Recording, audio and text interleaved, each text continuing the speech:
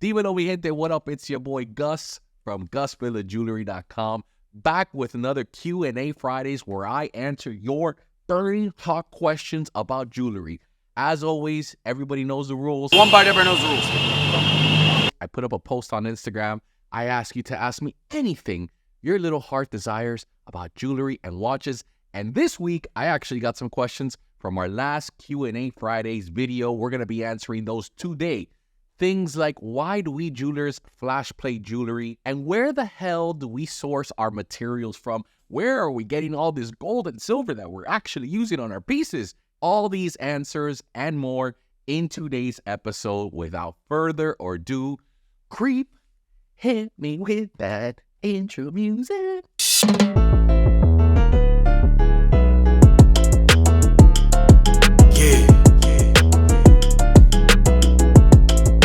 GusVillaJewelry. Question number 1 comes from X9_adventure.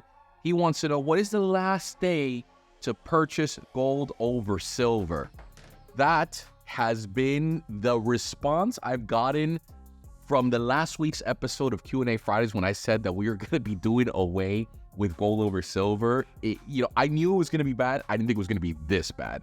The last day to purchase gold over silver is at the end of November.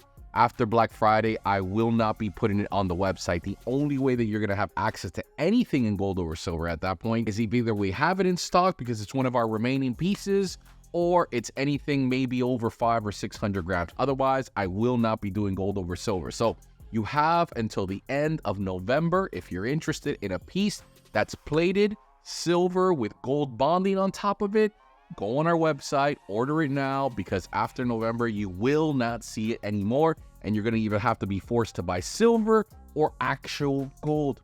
Who knew? Next question. Question numero comes from Abraham of 606. He wants to know, where do you source your materials from? It's a question that, for whatever reason, I get asked all the time, as if it were like this superior nation that sources better gold. For instance, I get questions like, oh, I only want Italian gold, as if Italian gold was like something more insane or more precious or something. Gold is a periodic table element precious metal, okay? I don't know what the chemical bonding is. I don't know what the atoms are. I don't know any of that, all right? I'm a friggin' jeweler. But I do know that it's exactly the same. Listen, if Tarzan from the mountains of Congo spits it out of his asshole and it's gold, I'm gonna use it to make a Cuban link chain. I could care less where it's from. Don't ask me where it's from. I buy it from the refineries. I don't know where they get it from. Chances are they're getting it from some shadiness. You know how that goes. However, all I know is that AU is AU, and that's exactly what I use. Same thing with silver. There's no like Argentinian silver is more precious. It's silver, bro. It's the same thing, all right? I get it from the refineries. Where they get it from, who the hell knows? That's not my problem. All I know is that I do my legal due diligence. They need to do theirs. And ultimately, if the feds come knocking, I'm clean, my boy. Question number 3, and this is a YouTube comment, so ask those damn questions in the YouTube comments.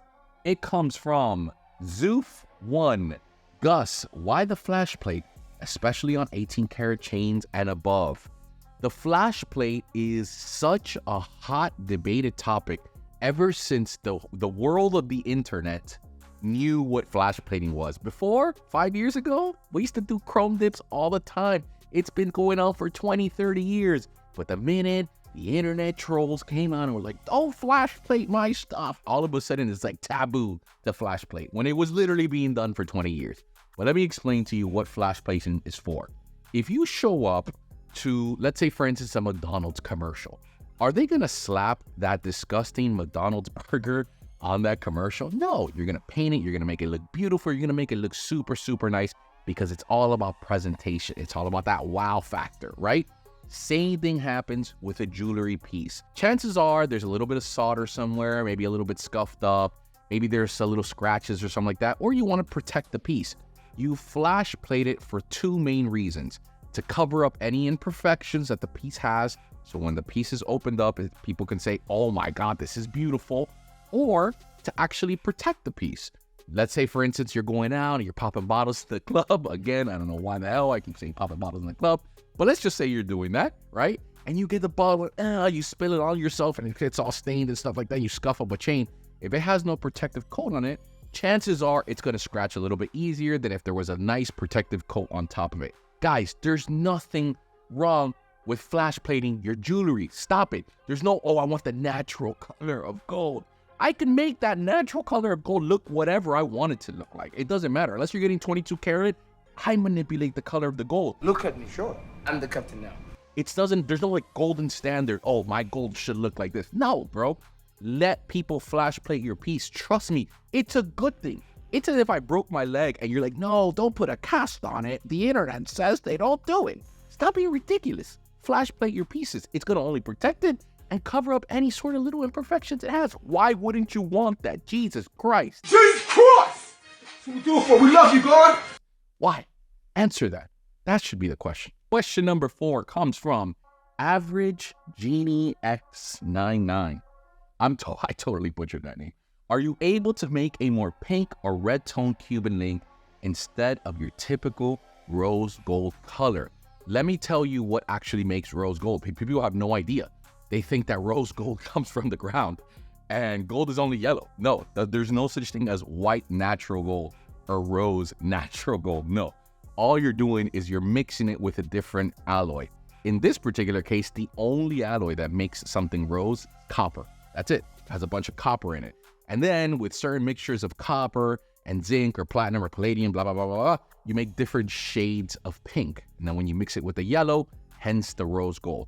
If you want a purely red, actual like rose gold that has really, really intense, all you do is mix it with copper, nothing else. However, it becomes way too hard to work. You need other metals in that alloy, like zinc, for instance, silver and palladium that are much softer to make it work. Because if you just grab a bar, say for instance, you're making a 18 karat gold chain, and I just grab 75% fine gold and I just bring it down with copper, to make Cuban link chains or to make most chains, you're gonna need something softer than that because it hardens the metal too much.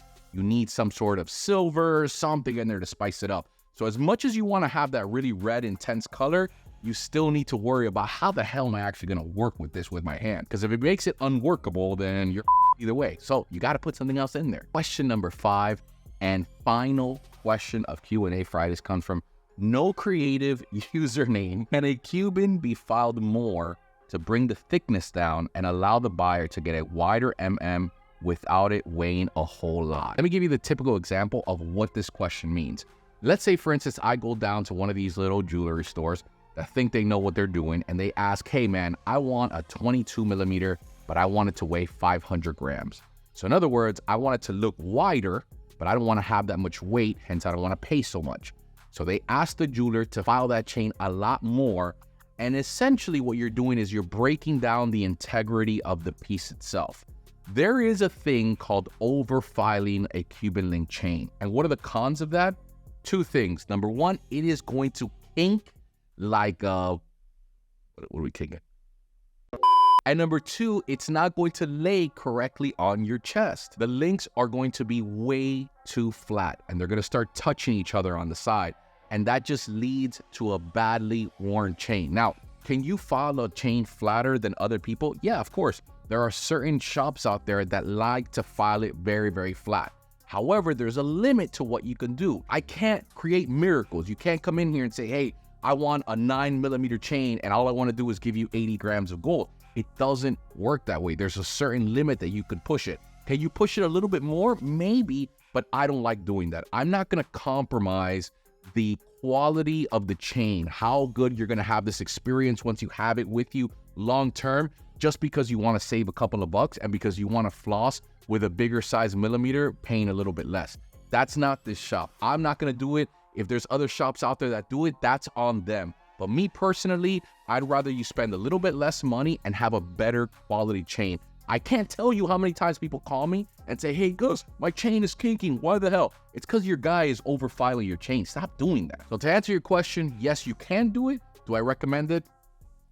No. That about does it for another Q&A Fridays. As always, Ask your questions down below. Like this video, subscribe to the channel, hit that notification bell. Guys, on Fridays at 12, I upload this video every single week. You will be notified if you just hit that little bell icon. And of course, share this with anyone you think would find some sort of value to this. I do this to educate you guys so that you guys can become well informed when you're going to go make your next purchase. And if you're going to make your next purchase, GusVillaJewelry.com. GusVillaJewelry.com. Watches, timepieces, that's the exact same thing.